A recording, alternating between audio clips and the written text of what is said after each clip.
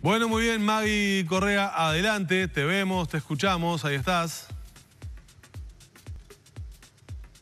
Danilo, lo habíamos mencionado más temprano, cerca de 80 denuncias recibe la Unidad Reguladora y de Protección de Datos Personales por año. Por lo menos en el año pasado, en el 2017, esa fue la cantidad que recibieron. Pero ¿de qué hablamos cuando hacemos referencia a datos personales? No es únicamente lo que uno se imagina, los datos que pone tal vez de una tarjeta de crédito, de un correo electrónico, sino también que se hace referencia a la privacidad, y uno de los mayores registros que se tiene es en materia de, por ejemplo, cámaras de videovigilancia. Pero para contar en detalle de qué estamos hablando, vamos a presentar a Federico Monteverde, que es el presidente de la Unidad Reguladora y de Protección de Datos Personales. Buenos días. Buenos días, un gusto. Encantado de estar con ustedes. Bueno, recién decía que uno a veces piensa que cuando se habla de datos personales se piensa de repente en una tarjeta de crédito, en un correo electrónico, pero las denuncias más frecuentes, sin embargo, son otras. Sí, las denuncias son absolutamente variadas y van cambiando con el tiempo. Creo que una de las cosas más importantes era lo que señalabas al principio. Si bien a nivel jurídico la forma correcta de mencionar el tema o de abordar el tema de protección de datos personales, podemos hablar de privacidad para que todos entendamos de qué estamos hablando. La privacidad es aquello que nosotros queremos preservar, aquello que queremos que se sepa o que no se sepa de nosotros, de que forma parte de nuestra vida personal. Bueno, del mismo modo, los datos, la información que circula de nosotros en las redes, en internet, en bases de datos, en instituciones, en imágenes, como decías vos, también forman parte de ese mundo, de esa privacidad que todos tenemos derecho a preservar, y en nuestro país en particular, por ley, está considerado como un derecho humano que los datos personales sean protegidos. Ayer se conmemoró el Día Internacional de la Protección de Datos Personales y el gobierno desde su lugar está intentando ser consciente a la gente, concientizar a la población respecto a este tema. ¿Qué es lo que se recomienda por parte de la unidad?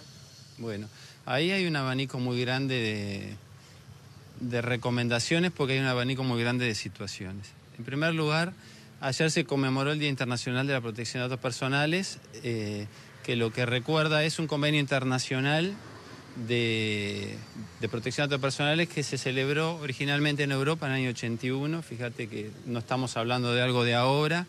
Por lo tanto, esto lo que nos quiere decir que no solamente Internet es el mundo de los datos personales o de la privacidad, sino que si uno piensa en el 81 eso ni existía. Todos los datos que refieren a nosotros son importantes de preservar. Y en los distintos ámbitos que nos movemos, sea ahora en el siglo XXI, Internet, redes sociales, lo primero que tenemos que entender es qué es un dato personal y por qué es valioso, y por lo tanto por qué debemos preservarlo. Ese es el punto de partida, porque de nada van a ser útiles las recomendaciones que podamos dar si no se tiene entendido antes por todos, porque esto no hace diferencia entre ningún tipo de personas, son todos absolutamente en las mismas condiciones. Lo primero que tenemos que entender que es un dato personal.